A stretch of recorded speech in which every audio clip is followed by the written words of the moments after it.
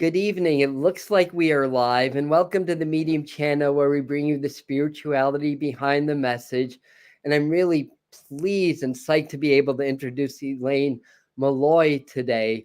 So what I'm going to do is I'm just going to wait a minute or two, let the live people get their notifications, and to say a few quick hellos, and we're going to jump right on into this. Well, anyways, hello, Angela. Hello, Lisa, Marie, and Susan, and Maxine, and whoever else is in or wherever else is coming in. And I hope everybody's having a great and wonderful day and enjoying this time. We're here in the Catskill Mountains of New York. We're getting our first snow of the season. So there's a little bit of a novelty to get some crystal energy, because we know snow is basically, millions of crystals falling from the sky. It's six-sided water crystals is basically what snowflakes are. So we're getting some nice crystal energy. Oh, I see some people are starting to find us. So hi, Jean. Hi, Angela. Hi, Tracy. Hi, Healing Elements. Welcome. And much love to you also. So while some people are coming in, just wanted to share a couple of things leading up to this. I first heard about Elaine through Heather Eystara, and many of you know her quite well. She does a fair amount of work on the Medium channel.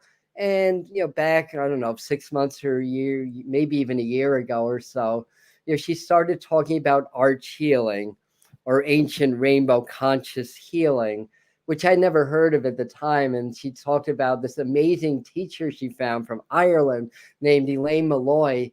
And I noticed, after getting a healing from her a little bit later on after her training, I mean, she was always good. And I've known Heather, gosh, 20 years maybe. She's always been good at her work. But I definitely noticed a change in her energy, a change in just her whole like ability as a healer. It was stronger, I'll put it that way. And and at the time it helped me out a lot. So at some point, I think it was over the summer, I just got this feeling I should call Elaine for a healing. And of course, it took me about 2 months to actually do it afterward. But I just got this vibe, and Heather said she thought that was a good idea. So then, come September and October, really felt like I've been sort of in this spiritual plateau. Like I feel like I've been, I don't want to say stuck, but a little stagnant might be a better word. I said, this is a good time to get a healing. And so I reached out to Elaine, and we did the healing, and it was great. A lot of it was reading. By the way, I started to eat more root vegetables after our healing, because Elaine was able to pick up on I forgot what word you used, that my energy, it was nefarious, not nefarious, so it's not the word. No. Nebulous. Thank you. Yes, like like a nebula, like nebulous, and like we said, big energy and it's strong, but it's nebulous. You need to get more grounded. And I've been having some back issues, and I've noticed that where it is centered is right between my root, right on my spine, between about halfway between my root and sacral chakra. So I'm identifying kind of a disconnect between my physical and emotional bodies, maybe part of that. Anyway, long story short, after the healing, I started to really get some really strong downloads from spirit, and I felt like that energy had moved, and I felt like I was progressing again. So one thing led to another, and I knew I wanted to have Elaine on the channel. So I want to read Elaine's bio and then introduce her. So Elaine Molloy hails, if I can read, my that's why my glasses on, and not only does it make me look smarter, I can actually see what I wrote. So Elaine Molloy hails originally from Ireland. She's a linguist who speaks 5 languages. So hopefully we can keep this in English today, because I speak 1 language. Had worked in international business, but in her late 20s became dissatisfied with her work while struggling with her own health issues. So then she stumbled upon Deepak Chopra. How many people have stumbled upon Deepak Chopra and lived to really not, what's the opposite of regret? To really celebrate that. And also Ayurveda. So she took a diploma course in Ayurveda in Boston, and then she studied Reiki, colon therapy, nutrition, massage, and ancient rainbow consciousness healing, also known as ARCH. Elaine is an international medical intuitive channel and teacher of energy healing and metaphysics.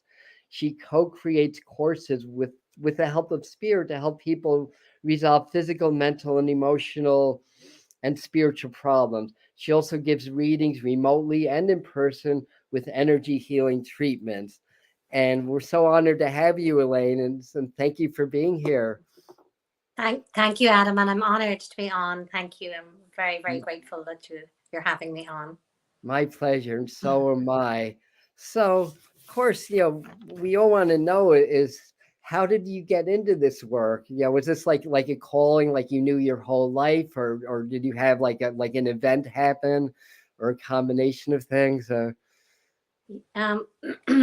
had an event happen when I was 12, actually, and it was an isolated event, but I was camping in my back garden with my friend, and we started hearing these donkeys braying. And I don't know if you know how loud donkeys are, but it actually sounds kind of terrifying.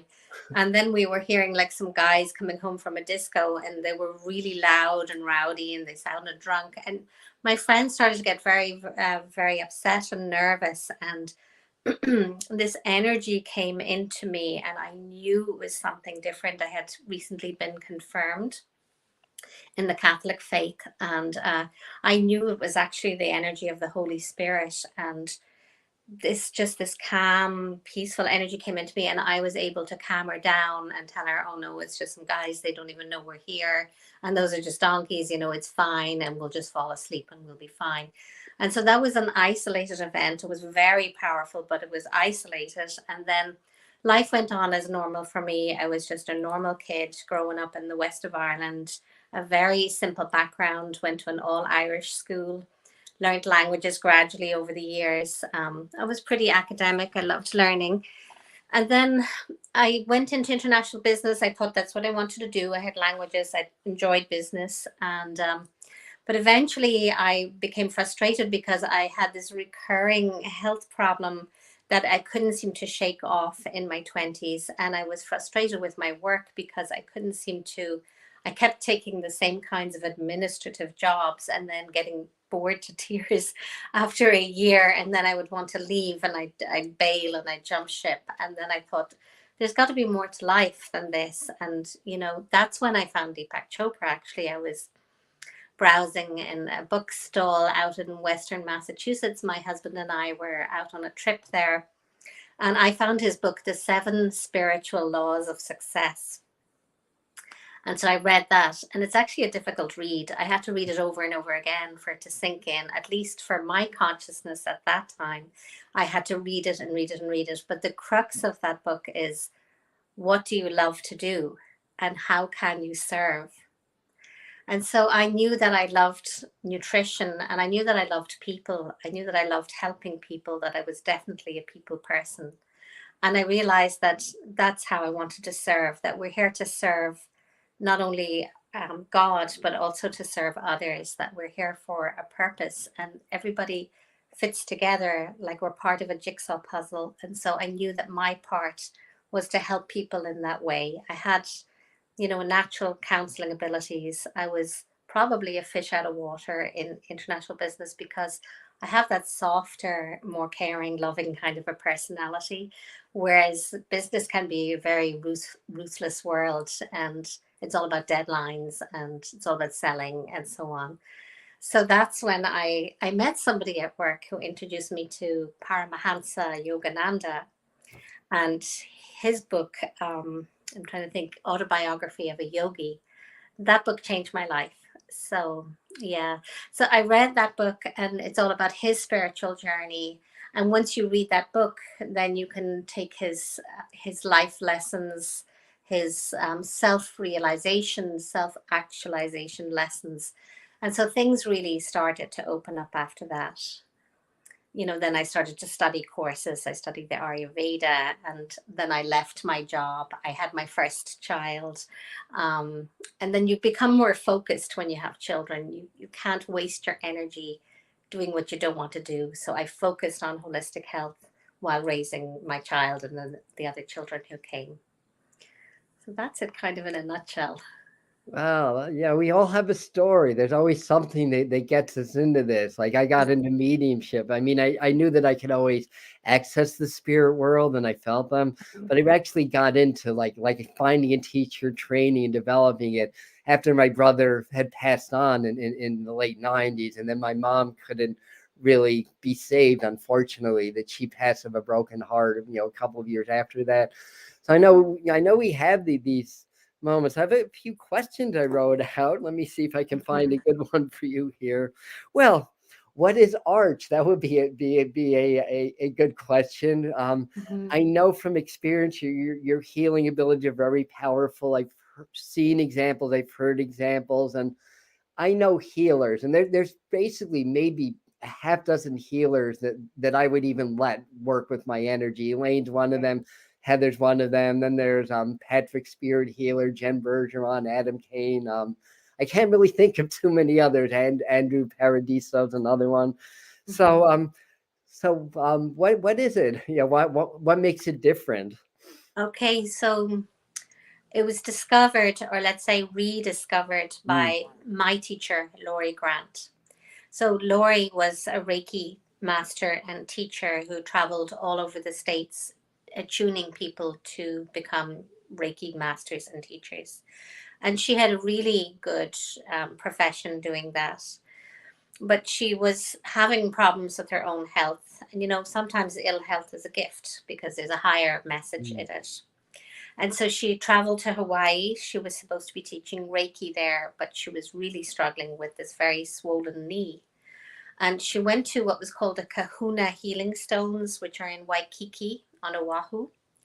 And she sat on them. In those days, you could sit on them. I actually have a photograph of myself at the healing stones, the Kahuna Healing Stones in Hawaii. But we couldn't sit at them because they now have a railing around them. So she sat on the Kahuna Healing Stones and she had a spontaneous healing. The swelling went down in her knee. She felt great, no problem, no ill health. She was able to get her jeans on, which she hadn't been able to get on prior to that. And then she went and she taught Reiki. And the healing lasted 9 months. And then it started to act up on her again. And again, she was scheduled to teach in Hawaii. So she went back to Hawaii. She went back to the stones. And she said, if you tell me what this is, I promise I will teach it to the world. And then at that, she had an apparition. She saw people lined up who were actually the original rainbow people. And to explain that, before our bodies became dense and looked like they do now, we looked more like light bodies. You could see our chakras. You could see the colors emanating from us. So that's what she could see. She could see rainbow light-bodied people who spoke to her. They were in spirit, of course. They spoke to her. They told her what to do, what symbols to use, because the symbols are like packages of energy. And they told her what to call it.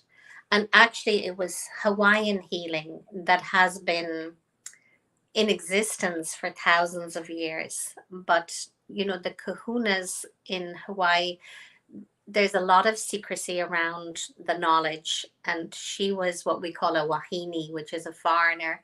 She came in and was shown this by spirit. And then she did create a package. That's what she did. She was a writer who created healing courses. And she created this package of information. And I was one of her first students actually in Boston. And I went to all the levels with her. I trained in all the levels of arch. And then I went when my middle girl was only 4 months old. We all flew to Hawaii. And I studied how to become a teacher of arch there with Laurie. So that's what it is. Yeah. Yeah, I was getting chills as you were talking. That's kind of like my confirmation. And beautiful, beautiful story. I love Hawaii. I love this whole idea, and you're right. You're a groundbreaker. I mean, you're at the beginning. I mean, psychically or intuitively, I feel like arch healing is going to, continue to get more popular. as people learn about it and understand, and I just get, as I'm talking, I'm getting this feeling of it being integrated into other healing modalities also. Maybe you're already doing that, or maybe that's already Yeah. happening.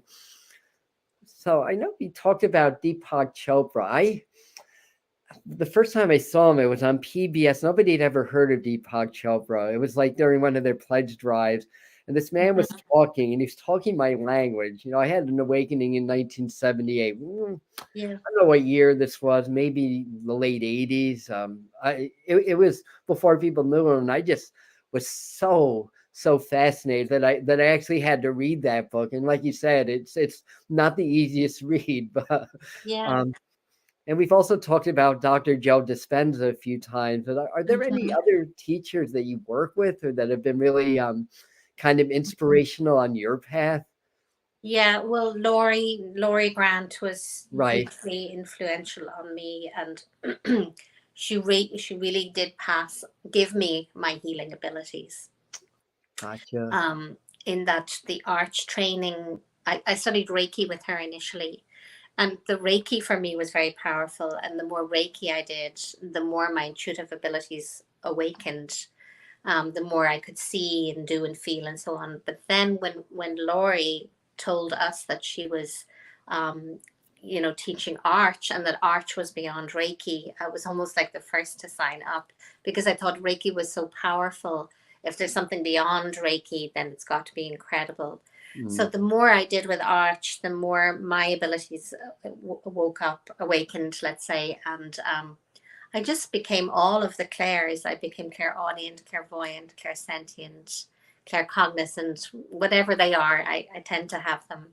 But she was my main teacher. But I also loved Wayne Dyer. I love his work. I love his gentle voice. I feel very close to Wayne. He's in spirit now, of course. Yep. He did come to me after he passed. He came to me when I was out walking one day in Ireland, and I was thinking about him. And he came and he gave a message to me. So I love his work. I'll always turn back and listen to his work. I love Louise Hay. She was very pure, a great spiritual leader. Now I like Joe Dispenza because I really agree with his belief and his philosophy of getting out of the old mind and the old body that we have created from our conditioning. The ill health that we have created is from our upbringing and from our conditioning and all these negative beliefs that have been put on us. And when you heal that, when you let go, and I spent a lot of time with my clients helping them to let go, identify and let go of negative beliefs. When you let go of those, when you neutralize them, when you start to create a life from a more positive perspective, you can change anything. You can change your body, you can change your mind, you can change your wealth, you can change your career, you can change your relationships. You can start from zero and create a much better story. That's great. Yeah, change the story, change your life, change your relationship with yourself, your relationship with your disease. Perhaps that's going to be your greatest teacher at the end of the day, right? So, Yes. yeah, I love Joe Dispenza too. Not only is he amazing, but he's just such a gifted speaker. He's so Yeah. crystal clear when he describes things in a Yeah. way we can understand. I love what he says about like going into that infinite realm that he calls the quantum field. You can call whatever you want. Another great teacher, Alan Watts, said you can't get wet by the word water, so you can call it whatever the heck you want. But Right. his take is you have to become a nobody as soon as you're identifying with your earth body, with your earth identity. You separate yourself from the field. So what you want to do is you want to become so present and expand your heart in the present moment. And when I do that, I get this incredible head rush, and I know I'm starting to access the field that way. I want to say, Yes. so I could talk about Joe all the time. We want to talk Yeah. more about you. So so I was wondering, I was curious, in your healing practice, if there's any really defining moments. I mean, if you can't think of anything, we don't want to put you on the spot or anything. If there's anything that was really defining, either in your own self-healing or something amazing that happened when you were doing healing on somebody else. There are a few things that I can think of. One is when a client came to me, she drove down to me from Dublin actually, and she had been struggling for a very long time, and her mother had passed, and they had been incredibly close to each other. You know, the mother-daughter bond can be very, very strong. And she said, when I was working on her, I noticed that she had a hole in her third chakra. It was like it was empty and open. And I said it to her. I said, I feel like you're like too open here. Like there's a hole, like there's something missing in you. And she explained to me, I mean, I helped her to identify this, that when her mother was passing, she could feel her mother passing and her going with her, like she was also starting to pass herself. And then her spirit pulled her back and said, you can't go any further than this. And then I was shown that they had been actually energetically corded to each other. I presume your listeners probably know what that is. So they were tied energetically to each other. And as the mother passed, you know, to the other side, the cord was pulled out of the daughter, leaving an empty space in her and causing her ill health, basically, and to feel uncomfortable. So we patched that up. We mended the hole. And then she felt a lot better after that. So that's one thing that occurs to me. And then other things that occur to me are, you know, various apparitions I've had, like Mother Mary is one of my strongest guides, and she's a very powerful guide for mothers. So if any mothers are listening to me, and if you need extra help, invoke her, call upon her, ask her for help. But she once came to me when I was a new mother, and my eldest was 6 months old, and she was sick, and she wouldn't go into her bed, into her cot, and she just wanted to be held all night long. And I was sitting in a rocking chair, and I was utterly exhausted, but I was also frightened because I didn't know what was wrong with her, and I thought it was very serious. And Mother Mary appeared to me in the room, and she said, don't worry, these things happen with children, and this will pass, and she'll be fine. So that's one of the most remarkable things that has happened to me, and I'll always remember that. But apart from that as well, you know, I'll get various guides coming in. So it could be, I remember seeing two archangels with one of my clients, and this client is very angelic herself. You know, obviously here to help others. But when she came to visit me, she came with archangels. So things like that, and other beings who come to explain certain things. Some beings came to explain about the connection between autism and vaccines, and they said to me that the vaccine damage can take that soul off their soul's path. Interesting. Yeah, they said that some people, not everyone, but some people are susceptible to being damaged by vaccines. You know, it's logical. Some people will be damaged by certain medications. Not everyone, but sensitive people will be. And they explained to me that it will take that damage will take that person off their soul's path. So that was something that was very startling to hear, and to see those beings as well explaining that to me. Something I couldn't have made up. Yeah, that's great. And I could, so totally see you working with Mother Mary or her working with you. I mean, Yeah. that just fits really, really well. Mm-hmm. Yeah, yeah. And also, I mean, I like Heather and I have a mutual friend that Elaine just worked on, a little bit of distance, and it just kind of flipped his energy like 180 degrees. It's like actually really amazing to see the changes, and just doing like simple clearing and decording, removing entities, stuff like that. Yeah. So Yeah, I mean, that's another thing that can be, it's not something I enjoy doing, but I've actually come to a place now where I don't mind doing it. I used to shy away from removing entities and dark energy and so on. And now I feel so strong in myself that I'm not afraid to go up against that. So it's good. It's good. It's good to get to that place of peacefulness and power, that you don't fear anything. Yeah, they should be fearing you, not the other way around. And I hope so. in like mediumship and when I'm teaching stuff like that, I mean, when we're talking about negative entities, it's a little bit of a different vibe, but I remind people like, the spirits are coming into your world. You're the physical one, not them. And you have to own you have to own your frame. You have to own your power and really set that energy. It's like, hey, you're coming into my world, not the other way around. You'll follow my rules, basically. So, I mean, that's my own take. And also I found, because I've done, I've done a little bit of distance healing and, an entity removal myself.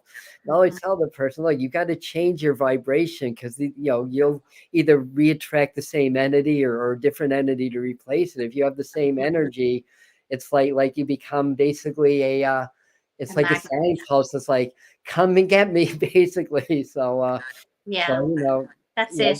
If you're wallowing in emotions of like sadness and despair, grief, anger, frustration, you are going to attract other negative energy. It's like we're magnets.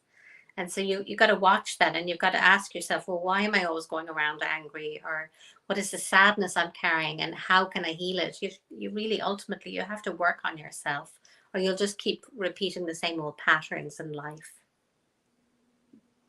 Yeah, somebody just asked Doreen from the Children's School of Yoga, just maybe a quick question about because you're talking about vaccines. Now, I have to just put it out there, just because this is YouTube. There's an algorithm that, that we don't have an opinion on whether vaccines are good or bad.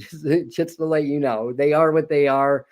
Like all medication, basically, do the potential risk outweigh the potential benefits? Use your head about that. But that said, we do know, and I could be an example because I developed a horrible eczema at 4 months old that I had till almost till I was age 60 till I figured out how to use mind over matter to heal the damn thing. And I don't have it anymore. No more steroids. But at 4 months old is when you get your first round of vaccines. Now, is that a coincidence? I don't know, but I don't think so. Anyway, so Doreen's asking is, can, if anybody has been damaged through medication, including vaccines, can it be reversed, basically? And, maybe the arch healing can help them reverse it. Yeah, you can. I mean, you can use. I'm not anti-vaccine, by the way. I have been vaccinated with various vaccinations, and my children are also vaccinated. And I see vaccines as being like a homeopathy, but I think we've gone overboard now with the amount of vaccinations. Like when we were kids, we were given, what was it, BCG or something like that. And some of the major ones just to prevent very serious illnesses. But nowadays, I think the kids have become pincushions for all these vaccines. And I think you have to allow the natural immunity as well to do its thing. So I'm not anti-vaccines, but I was just actually giving, that example of beings telling me about the connection to autism. And there will be some people who will be sensitive to vaccines, and probably like yourself, and to medication. And there will be others who can be that pincushion and it won't affect them at all. I mean, I met somebody who said when he was in the army, they were given multiple vaccines all at once, and they had no problem. It depends on the individual. Definitely. So what else? We talked a little bit about multidimensionalism, and it being part of that you're healing. And I was wondering, if you can maybe shed a little bit of light on that, or maybe, because we are in a great awakening, consciousness is shifting, the energy is increasing. We're having, a lot of pressures from the forces that be, and we have a lot of people awakening to their power. So there's this big clash of energy. So, what is, the concept behind multidimensionalism, and can, arch healing actually help, or help people that are experiencing, let's say, like ascension symptoms from their awakening, or on the other side of things, symptoms from the like the 5G or the Wi-Fi signals. Personally, I believe a lot of people confuse ascension symptoms with reactions to EMFs. I could be wrong, but I think some people do. But as we ascend, as our cells change, our electromagnetic, the currents going through our body change, we're bound to have some reactions in our physical, mental, and emotional body. So if you could shed a little light on that for us, we would appreciate that. Yeah, well, I suppose arch can be used for everything. And let me break down arch for you, actually. Arch is rainbow energy, but within the rainbow, you have the elements. And it also goes back to my training in Ayurveda. So in Ayurveda, we believe that everything and everyone in the universe is made up of the five elements. And so the five elements can balance you or imbalance you. You can imbalance yourself, for example, by eating too much heavy, stodgy, frozen food, for example. That's going to make you imbalanced with the element of water and actually earth as well, and make you feel heavy, sluggish, tired, lethargic. So we would call that a kapha imbalance. So you can use the arch if you become trained in arch, or if you just want to use the elements themselves, you can use them to balance you. So for example, I'm living in Florida at the moment, and the climate here suits me better. My body prefers warmth, but particularly dry heat. When I go back to Ireland, I have to adapt to that climate, and it is damp. It's damp all the time. So it can be damp in the summer, it can be damp in the winter, but the cold damp in the winter is really detrimental for me. It like gets into my body and it makes me stiff and cold. It's like it lodges in my body. So I can counteract that by using the arch. I can bring the fire element through me, which will warm me and dry the dampness in my body.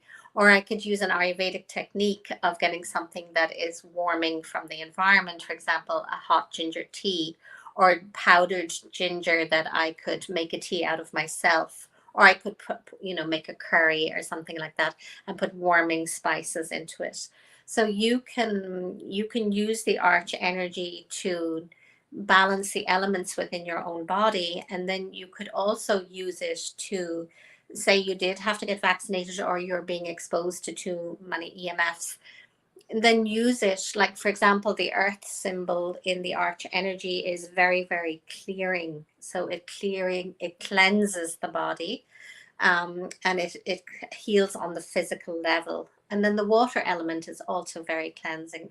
So you can use these elements to balance yourself. And I would say to anyone who's listening or who will listen, just have a little meditation for yourself. So if you're having some kind of a symptom, go within, think about it, and ask your body, which element is out of balance in me? Which element is out of balance in me? And what can I do to balance myself? So you should hear an answer. And you also will intuitively know what balances you. The foods that you crave, unless you're very out of balance, tend to be the ones that balance you. The teas that you crave, the essential oils that smell good to you, those are all balancing for you, and they also contain all of the elements. So, we are battling with all these things with EMFs and toxins and so on and so on. But nature always provides to us what we need. So it's provided in energy, it's provided in walks in the woods, and swimming in the sea. Nature always gives us what we need to balance us. And we say that all the time on the Medium channel. I just wanted to flash Angela's comment for a second, because that's exactly what I think you're saying is, you can transmute illness, disease, effects of vaccines, EMFs, or whatever, through working with the elements and finding the balance of the elements. So yeah, we have the ability to transmute these things. And the reason I wanted to flash this point is that it's so easy to get fear-based about everything that's going on, like, oh my God, vaccine, oh my God, viruses, oh my God, the government, the elite. But meanwhile, we have the power from within, and the idea is we want to be strong in our frame, strong in our heart, and in our power, and we can, not only transmute things, in our health or whatever, but we can, help others do the same. We can rise up in our power. So definitely. Yeah, And and thank you, Angela, for that. And we can even block these things from right. entering us in the first place. So just mentally block them or transmute them to light. If you're forced to take something into your body that you absolutely do not want, just transmute it. Yeah, and there's definitely different ways. I've studied some qigong. We do a lot with the elements there also. I know I with Ayurveda. Of course, I'm Pata and Vita, or I had two of Bata. the three, Vata and Pita. Yes, I had both of them. But anyway, and yeah, and there's an exercise in qigong. You can do this in meditation too. Like if you're like living in the city, like I spent a lot of years living in Manhattan in a closed apartment. I don't have to be cut off from the element. I can bring the elements to me because the elements are in me. That's We're it. vibration, we're energy, we're spirit. And Mhm. once we understand that, we can transmute all the human stuff and heal disease. And Dr. Dispenza in his week long, he has people getting out of wheelchairs. Not every time he does it, but people that haven't walked for 20 years, they get out of their wheelchairs, their tumors shrink. And it's all Yes. through cultivating the mind, cultivating the energy. And and I'm getting a nice education because now I have a better understanding what arch healing really is and why it's so effective, and sacred geometry elements. It feels like all this is coming into play, as well as working with energy frequency, finding the frequency healing. So you kind of answered this already, but how else do you think we could use arch for self-healing? I mean, like I said, you kind of already answered this, but if you have any ideas for people, there may be somebody struggling with their own ascension symptoms. I mean, a lot of us are struggling with freedom issues, relationship issues, all kinds of stuff, health or whatever. But it's part of the awakening. But how are we, able to incorporate this? If there's Yeah. anything else, like I said, you kind of answer this, but Well, I think it empowers you. I mean, for me, it opened up intuitive abilities that oh I yes, never knew I had. So, like if you had said to me when I was a kid starting out in life, oh, you're going to become a psychic medium and you're going to, channel healing, and I would have said, what is that? What do you mean? And yet later on in years, I became adept at it. So in that way, it opens up abilities that we're all entitled to have, that we all once had. And the abilities really come through the third eye. And the more you open your third eye and the more you tune into spirit, the greater, the more heightened your abilities become. And so it's like empowering you in a way, isn't it? You become empowered when you realize, oh, look, I can heal myself with my own hands. I can help my brother or sister by healing them with my hands or sending them healing intentions and healing vibrations. Um, you can use it to have greater awareness. I think, we talk about people being awake and not awake. What is being awake, but actually just being aware and being able to see, feel, hear, and know the truth. We can sit there listening to the news and be fed a pack of, interesting stories, let's say, or we can have the third eye open and have discernment and know what's true and not true. So I think that arch is very empowering. Arch and other healing modalities, healing energy in general, it opens up the third eye. It opens up your ability to know the truth. And it opens up your connection to spirit. And when you're aligned with spirit, you can do anything. that you can. Yeah, I have a few stories of distance healing. One when I was like in my 20s, and I found that it worked. And the most recent one, probably one of the most profound one, is that we did some energy work for men, in home hospice in France. This is a friend of mine's ex, basically, and we did the work. We kind of pulled him out of the spirit world. I kind of felt a little bad about that, but we kind of, not me. It's just spirit working through me. And no, it's not your time yet. And he came back and basically, from being, in home hospice, we give him 48 hours to live.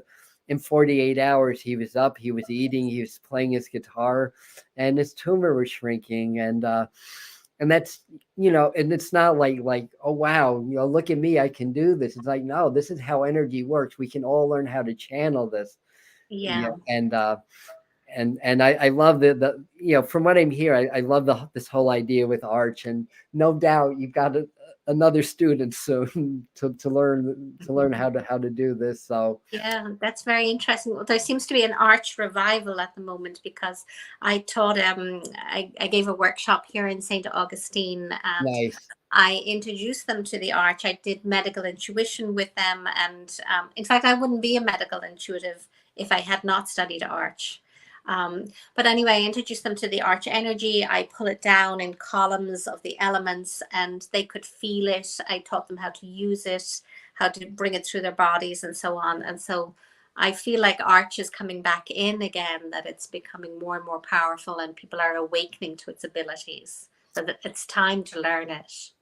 Absolutely. I mean, when Heather started to talk about it, this is what popped in my mind exactly. It's like, this is going to be a wave of the future, in the 2025 to 2030. I think this is going to be really big, and you're right in the ground floor of it. So you may be teaching large groups of people. So let's get Yes. ready. That and heart brain coherence, which I talk about a lot on the channels. We don't have to really do that now, but it's kind of a modernized version of ancient compassion training, basically, that the Buddha and Jesus taught us how to do.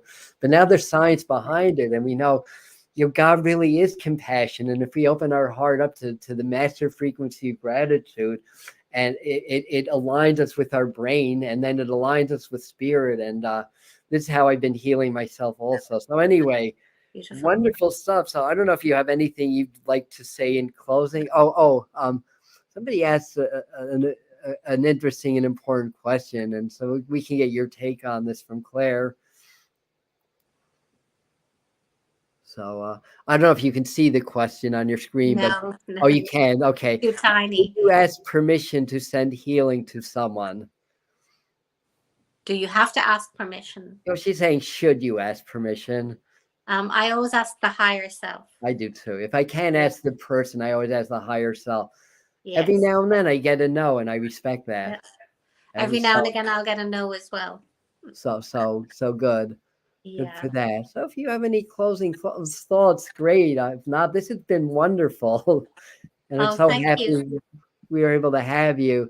So Elaine not only teaches, but she does healing and psychic reading. She is a medium also, like myself, and a medical intuitive also. So when we did our work, she picked up on things that were happening, real things that were going on that nobody knew, but more of the spiritual dynamic of it, like the reason for it. And I'm always of the thought, when I work with spirit, I put them to task. It's not, to me, a spiritual message is going to either come with a solution or an alternative course of action if it's something challenging or negative news, something like that. So whether it's a healer or psychic or whatever, if somebody's telling you doom and gloom and there's just nothing else there, or no encouraging, or this is what you can do about it, that person's not aligned with spirit. So anyway, I just figured I'd add that.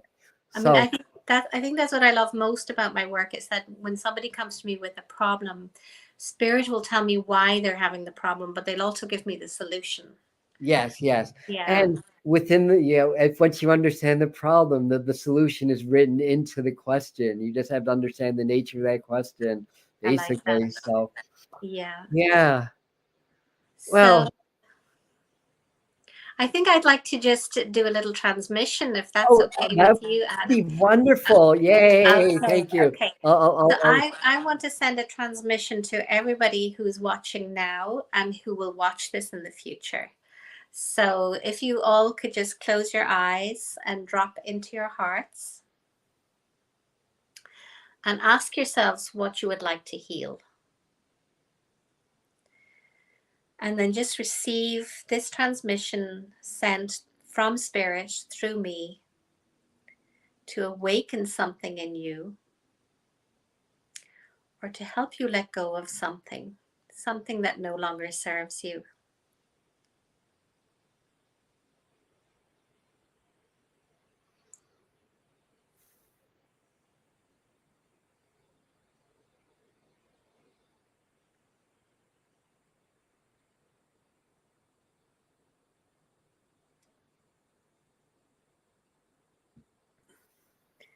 Taking deep breaths in and receiving this profound healing energy and sending it to any part of you that hurts, needs healing, needs a higher vibration.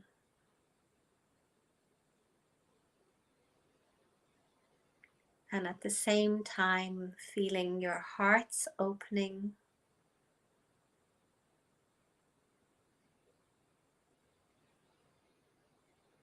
feeling happy emotions, feeling love, feeling peace.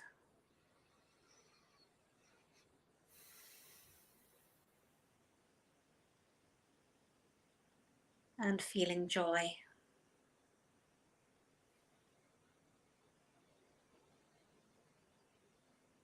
And allow that joyful feeling to expand throughout your body and beyond your body, out into your aura and beyond, and feeling this love, peace and joy expanding around you. And think of someone now that you could send this to. Think of someone, a family member, a friend, a neighbor, maybe somebody who could use a little healing. You can ask their higher selves and just send them this feeling of love, peace, and joy.